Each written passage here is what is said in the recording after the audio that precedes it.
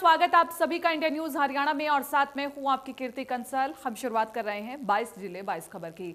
नारनौंद में सतरोल खाप द्वारा 100 रुपए लीटर दूध किए जाने पर अनिल विज ने कहा, जिसे लेना होगा वो लेगा, नहीं तो यही पिएंगे दूध। अगर कोई दूध नहीं लेना चाहेगा तो वो जबरदस्ती नहीं बेच सकते। कश्मीर में कांग्रेस के असंतुष्ट नेता जो G23 के नाम से जाने जाते हैं वो इकट्ठा हुए हैं और उन्होंने कोई लेना चाहेगा तो लेगा, नहीं तो ये खुद ही पिएंगे दूध को। उनका कहना है कि अगर जो किसान नहीं 100 रुपये किलो बेचेगा उसको 11,000 रुपये का जुर्माना भी किया जाएगा। हाँ, कोई लेना चाहेगा 100 रुपये किलो तभी लेगा ना, किसी को लेने के लिए तो मजबूर नहीं कर सकते ना। प्रदेश के शिक्षा मंत्री कंवरपाल गुर्जर को सिरसा में किसानों के कड़े विरोध का सामना करना पड़ा। किसानों ने शिक्षा मंत्री के घेराव की कोशिश की। आंदोलनकारी किसानों ने शिक्षा मंत्री को काले झंडे दिखाए। मौके पर मौजूद भारी पुलिस बल ने किसानों को रोका और इसी बीच मंत्री के काफिले को निकाला गया। दरअसल शिक्षा मंत्री कंवरपाल गुर्जर कार्यकर्ताओं की बैठक लेने पहुंचे थे। कार्यक्रम सुबह का प्रस्तावित था, लेकिन किसानों के विरोध के चलते कार्यक्रम में शिक्षा मंत्री नहीं पहुंचे थे। लेकिन शाम को कंवरपाल गुर्जर सिरसा आए और पूर्व विधायक मक्खन सिंगला के कार्यालय में कार्यकर्ताओं से वो मिले। इसी बीच किसानों को शिक्षा मंत्री के कार्यक्रम की भनक लग गई, जिसके बाद बड़ी संख्या में किसान मौके पर जुटना शुरू हो गए। जैसे ही मंत्री बाहर निकले, किसानों ने विरोध में नारेबाजी भी शुरू कर दी, काले झंडे दिखाने लगे। पुलिस बल ने कड़ी मशक्कत के बाद किसानों को रोका। 3 कृषि कानूनों के विरोध में किसानों ने जमकर के नारेबाजी भी की।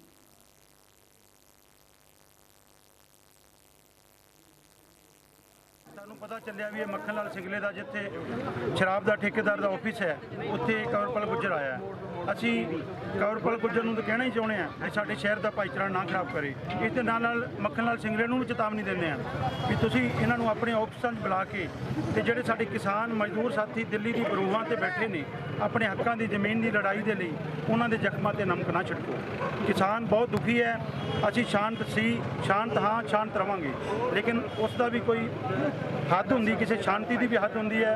जो असी कहने असी कोई भी किसी भी तरह का कोई हड़दंग नहीं मचाते, असी बड़े शांत तरीके विरोध करते हैं।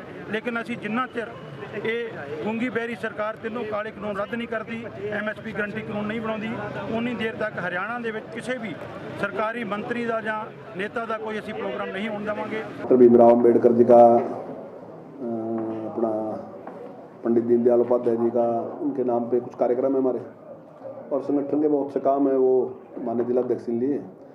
और उसमें के साथ साथ एक बहुत ज़रूरी विषय जो था वो था जो अपने 3 जो बिल अभी आए हैं कृषि संबंधित, उन पे भी एक चर्चा थी। उन पे एक इस प्रकार का एक वहम या लोगों के मन में एक भ्रम पैदा कर दिया कि बिल जो हैं वो किसान के पक्ष में नहीं है, उनका नुकसान होगा। तो उस भ्रम को दूर करने का, हालांकि ज़्यादा लोग तो मानते हैं कि पक्ष में है, लेकिन कुछ लोग ये मान रहे कि किसान के खिलाफ है, किसान का नुकसान हो सकता है। जैसे उनके दिमाग में है कि ज़मीन पे कब्जा कर लेंगे, मंडियाँ ख़त्म हो जाएगी, MSP ख़त्म हो जाएगा। तो इनमें कहीं भी कुछ भी रत्ती भर भी सच्चाई नहीं है, ना ही तो MSP ख़त्म होने वाला। देखिए MSP पहले भी शासकीय आदेश था, अब भी वो शासकीय। गणतंत्र दिवस पर दिल्ली में हुई हिंसा के चलते जिन किसानों को पुलिस ने गिरफ्तार किया था उन्हें अब जमानत मिल गई है। जमानत से छूटते ही ये किसान झज्जर दिल्ली सीमा पर स्थित टीकरी बॉर्डर के आंदोलन स्थल पर पहुंचे। इन किसानों का हौसला बढ़ाते हुए किसान नेताओं ने मंच पर सभी को पटका पहना करके सम्मानित किया।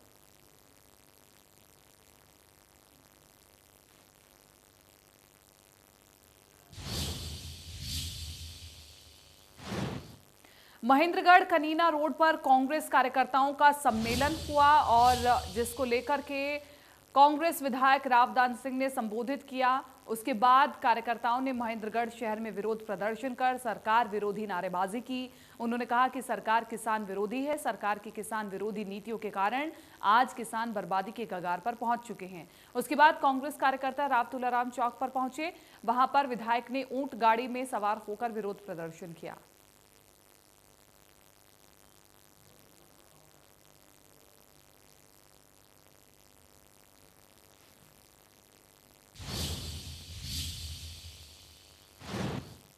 साफ सफाई को लेकर के कैथल उपायुक्त सुजान सिंह ने कहा कि अपने आसपास के परिवेश को स्वच्छ रखने के साथ साथ समाज में स्वच्छता की अलग जगाना हम सबकी नैतिक जिम्मेदारी है।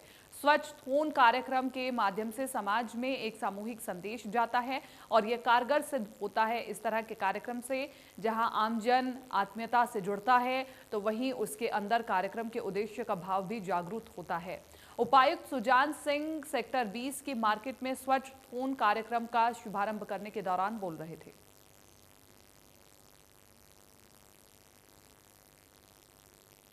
इस तरह के जो आयोजन होते हैं वो अपना एक संदेश पहुंचाने में बहुत कारगर सिद्ध होते हैं। तो इस चीज़ को हमने दिमाग में रखे इसका आयोजन किया। इसके साथ साथ आपने देखा बच्चों ने इसको मनोरंजक बनाने के लिए अपने प्रस्तुति अभी भी बच्चों की ड्राइंग कंपटीशन थे, उनका उनकी क्रिएटिविटी क्या है, इसके बारे में क्या स्वच्छता के बारे में सोचते हैं या और किस चीज़ के बारे में उनकी क्रिएटिविटी है वो भी हम इसमें जानने की कोशिश की है। तो सभी स्कूलों का, कॉलेजेस का, स्पोर्ट्स विभाग का, स्वास्थ्य विभाग का, आप सभी का और जो भी सभी ऑल वॉक्स ऑफ लाइफ के जो लोग थे उनको हमने निमंत्रण किया और आपने देखा भी लोग बहुत ही उत्साह के साथ इसमें भागी। नूह के नगीना खंड के लिए हरियाणा सरकार ने जल जीवन मिशन के तहत 228 करोड़ 45 लाख रुपए मंजूरी दी है। फिरोजपुर झिरका विधायक मामन खान ने कहा कि नगीना ब्लॉक में पेयजल की समस्या लंबे समय से चल रही थी और इस खंड में पानी बिल्कुल नहीं है। नगीना और पिनगवा खंड के गांव बिल्कुल अंतिम छोर पर है, इसलिए जो परियोजनाएं चल रही थी उनका पानी यहां नहीं पहुंच पा रहा था। विधायक बनते ही मैंने गांव-गांव जाकर हालात देखे और फिर मई 2020 में जन स्वास्थ्य विभाग के आला अधिकारियों के साथ मिलकर समीक्षा बैठक की। सरकार से मांग रखी थी नगीना खंड के गांव के लिए पीने का पानी मुहैया कराया जाए। अब हरियाणा सरकार ने परियोजना के तहत नगीना ब्लॉक के 55 गांव को सौगात दी है।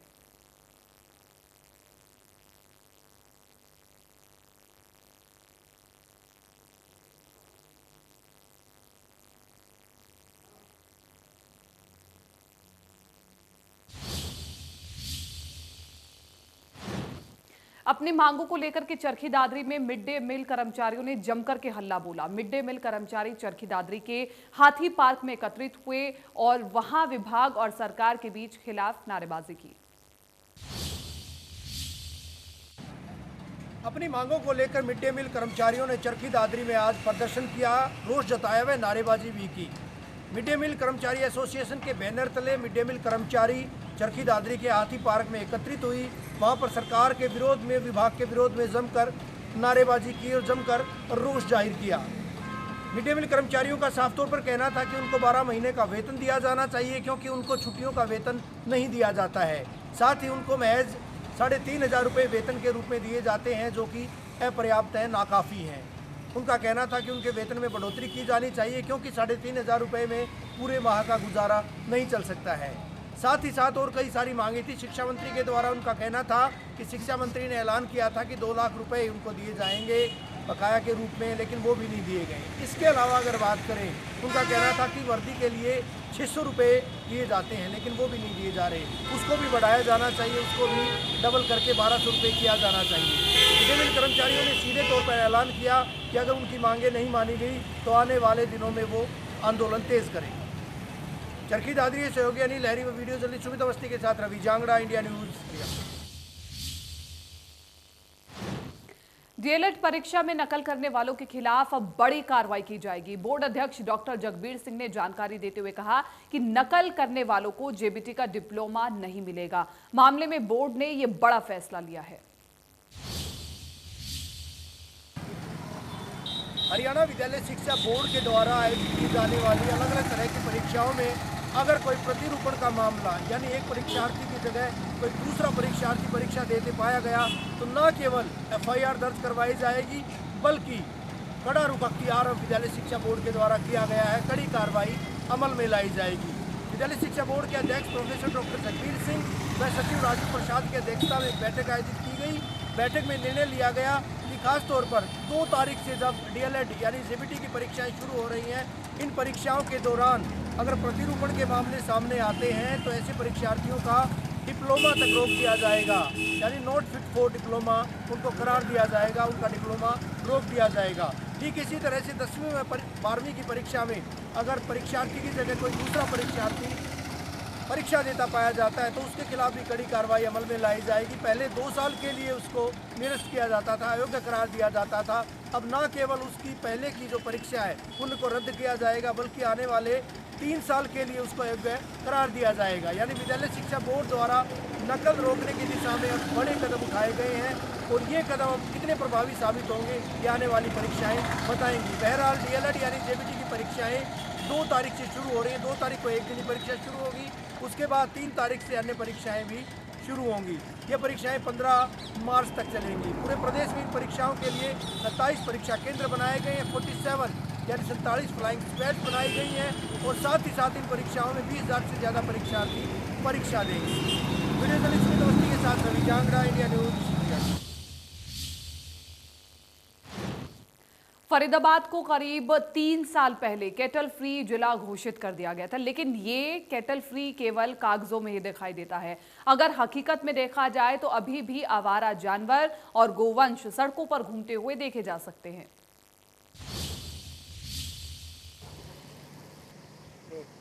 फरीदाबाद को 3 साल पहले कैटल फ्री घोषित कर दिया गया था। अब ये फरीदाबाद कैटल फ्री ज़िला है, लेकिन 3 साल के बाद में भी क्या हालात हैं फरीदाबाद की सड़कों पर। क्या जो आवारा पशु हैं या बेजुबान जानवर हैं वो सड़कों से हट चुके। मेरे पीछे की आप ये तस्वीर देख सकते हैं, ये बाईपास रोड है जो व्यस्ततम रोडों में से मानी जाती है। यहाँ 24 घंटे व्हीकल्स आते हैं और जाते हैं, लेकिन इस बीच में जो आप ये तस्वीर देख रहे हैं ये उस कैटल फ्री की तस्वीरें हैं जिसको 3 साल पहले प्रशासन की तरफ से घोषित जिला किया गया था। लेकिन ये जो गाय हैं और जो बेजुबान जानवर हैं वो सड़कों पर यहाँ लगातार आप साफ तौर से इनको देखा जा सकता है और इनकी वजह से कई बार एक्सीडेंट होने का पूरा खतरा रहता है। व्हीकल्स जो यहाँ से निकलते हैं कई बार एक्सीडेंट हो, लगातार ऐसी शिकायतें मिलती रहती हैं। लेकिन इसके बावजूद भी जो अधिकारी हैं वो इस कैटल फ्री फरीदाबाद के नाम पर धब्बा लगाता हुए दिखाई दे रहे हैं और इसी वजह से ये जो तमाम आप जानवर गाय देख रहे हैं ये सड़कों पर फिलहाल यहाँ बैठे हुए देखे जा सकते हैं और इनकी वजह से कई बार सड़कों पर जाम तक की स्थिति आ जाती है। लेकिन नगर निगम या बाकी तमाम जो जिले के प्रशासनिक अधिकारी हैं उनकी तरफ से इस पर कोई कार्रवाई नहीं की जाती। फरीदाबाद से देवेंद्र कौशिक, इंडिया न्यूज। यमुनानगर के आहटवाला गांव में आयोजित सर्कल कबड्डी प्रतियोगिता का उद्घाटन जिला जेल अधीक्षक संजीव ने किया। इस अवसर पर उन्होंने कहा कि खेल से शरीर का विकास होता है। यमुनानगर के गांव आहटवाला में सर्कल कबड्डी प्रतियोगिता का शुभारंभ हुआ, जिसमें जेल अधीक्षक संजीव पातड़ मुख्य अतिथि के रूप में उपस्थित हुए। इस अवसर पर उन्होंने युवाओं को संदेश देते हुए कहा कि खेल खेलने से युवा में एनर्जी आती है, रोजगार के अवसर बढ़ते हैं। इसके अलावा आदमी में नशे की लत है उससे दूर कई तरह की जो बुराई आती हैं। जब आदमी खेल में जुड़ता तो मन एकाग्रचित होता है, पढ़ाई में मन लगता है। उन्होंने कहा कि उन्होंने जेल में भी कई तरह के जो है गेम शुरुआत कर दिए, जैसे क्रिकेट है और भी कई तरह की कैदियों को वो गेम सिखाई जाती है ताकि जब वो जेल से बाहर आए एक उनका मन एकाग्रचित रहे और उनका स्वास्थ्य ठीक रहे, किसी तरह की उन्हें दिक्कत ना आए और ताकि वो नशों से दूर रहे। यमुनानगर से देवीदास शारदा, इंडिया न्यूज, हरियाणा। सोनीपत के राई थाना क्षेत्र के गांव में इंसानियत को शर्मसार कर देने वाली वारदात सामने आ रही है, जहां 4 साल की बच्ची से दरिंदगी की गई है। दुष्कर्म का आरोप 40 साल के पड़ोस में रहने वाले व्यक्ति पर है। आरोपी ने बच्ची को खाने का सामान देने के नाम पर अपने कमरे में ले जाकर दुष्कर्म कर दिया। बच्ची रोते हुए अपने कमरे में पहुंची और अपनी मां को दरिंदगी के बारे में बताया, जिस पर मामले से पुलिस को अवगत कराया गया। बच्ची को सामान्य अस्पताल में भर्ती कराया गया है।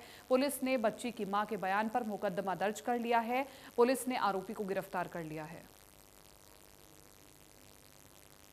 तो एक सूचना मिली थी कि 4 साल की बच्ची है, राय थाना क्षेत्र की रहने वाली, उसके साथ गलत काम कर दिया गया है। जो सूचना पर लेडी सब इंस्पेक्टर सुदेश को भेजा गया और परिजनों से कंप्लेंट हासिल करके मुकदमा दर्ज किया गया। सर, मेडिकल हो गया है जो बच्ची? हाँ, पीड़ित बच्ची का मेडिकल के लिए उसको सिविल हॉस्पिटल सोनीपत भेजा गया। यहाँ से डॉक्टरों की टीम ने उसको रेफर कर दिया अपने मेडिकल कॉलेज खानपुर, जहां उसका मेडिकल उपचार चल रहा है, मेडिकल करवा दिया गया है। आरोपी सर कितनी उम्र का है और क्या करता है, कहाँ रहने वाला है? आरोपी करीब 36 साल का है और जो पीड़ित लड़की है उसी के पड़ोस में रहने वाला आरोपी है और बेसिकली वो पीछे से बिहार का रहने वाला है, यहाँ फैक्ट्रियों के अंदर काम करता है। आरोपी गिरफ्तार हो गए जी, कल देर रात को आरोपी को काबू कर लिया गया है, आज उसको कोर्ट में पेश किया जाएगा।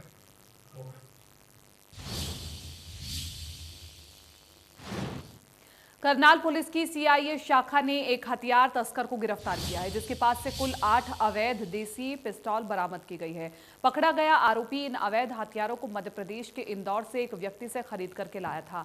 आरोपी ने पुलिस पूछताछ में बताया कि वो इन पिस्तौलों को 50,000 रुपए प्रति पिस्तौल तक के रेट में हरियाणा और पंजाब के अलग अलग हिस्सों में बेचने वाला था। इस आरोपी को कोहंड पुल जीटी रोड करनाल से गिरफ्तार किया गया है। इसके पास से एक संदिग्ध बैग भी बरामद किया गया है, जिसमें से 5 देसी पिस्तौल, 32 बोर, 1 देसी पिस्तौल, 9 mm, 1 रिवॉल्वर, 32 बोर, 1 देसी कट्टा, 315 बोर, कुल 8 अवैध देसी पिस्तौल बरामद की गई है। इसके अलावा 8 जिंदा रौंद भी आरोपी के कब्जे से बरामद किए गए हैं।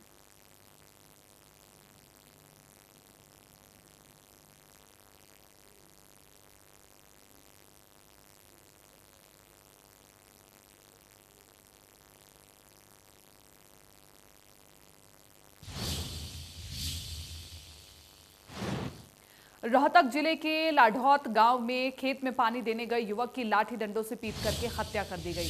हत्या का कारण एक दिन पहले हुआ झगड़ा बताया जा रहा है। घटना की सूचना के बाद सदर थाना पुलिस व एफएसएल की टीम मौके पर पहुंची और जांच पड़ताल की। पुलिस ने मृतक के भाई राजकुमार के बयान दर्ज कर कार्रवाई शुरू कर दी है। फिलहाल शव को पोस्टमार्टम के लिए रोहतक पीजीआई भेज दिया गया है और पुलिस का दावा है कि जल्द ही आरोपियों को गिरफ्तार कर लिया जाएगा।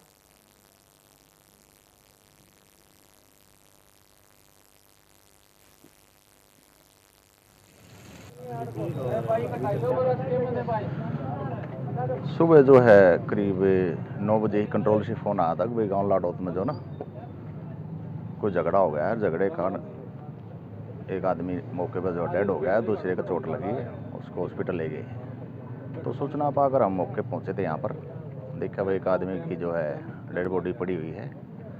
उसके शरीर का जो काफ़ी चोटें डंडे से लाठियों से उसके ऊपर वार किए गए हैं और आगामी कार्रवाई हम कर रहे हैं। हाँ, शनाख्त होगी। ये गांव लाडौत का रहने वाला है। इसके भाई जो है राजकुमार उर्फ काला ने कहा कि भाई मेरा भाई रात को पानी लगा रहे थे खेतों में और रात को झगड़ा हुआ है। अब सुबह आगे किसी ने देखा है कि भाई इस तरह से किसी ने जो चोट मारी है। अभी जो है जाँच चल रही है, बाकी आगे देखते क्या आता है इसमें सामने। सर, मृतक का क्या नाम है और इसका मृतक का नाम है अपना सुनील, ऐसा कुछ नाम है इसका। और बाकी क्या है कि भी ये बता रहे हैं कोई झगड़ा भी हुआ है दिन में किसी के साथ। बाकी देख लेते हैं अभी जांच में क्या सामने आता है।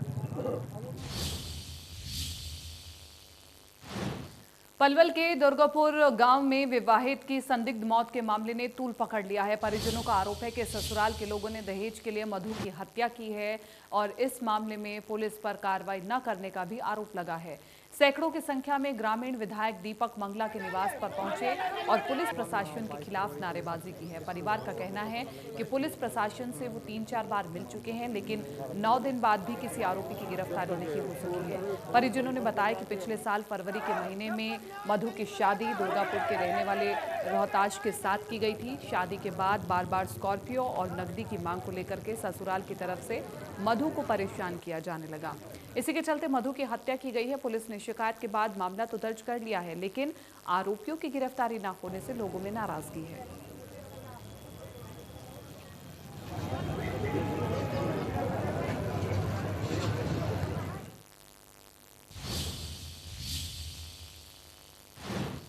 पानीपत के स्मालखा में रफ्तार का कहर देखने को मिला, जहां डंपर ने ट्रैक्टर को टक्कर मार दी।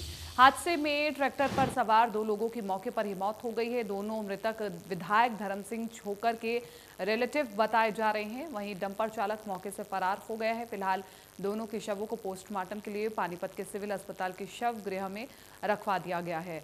वहीं पुलिस द्वारा मामले की जांच की जा रही है।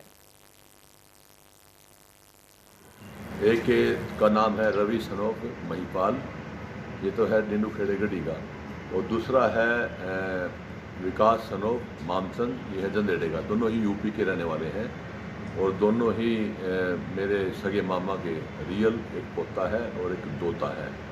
और ये वो दोनों लोग अपने पर्सनल वाहन से, ट्रैक्टर से अपने हरियाणा की तरफ आ रहे थे।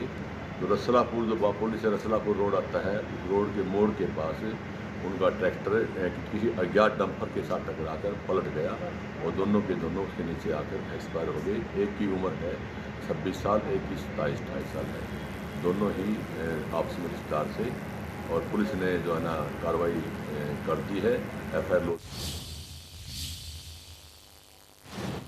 फिलहाल 22 जिले 22 खबर में मेरे साथ इतना ही। दीजिए इजाजत, नमस्कार।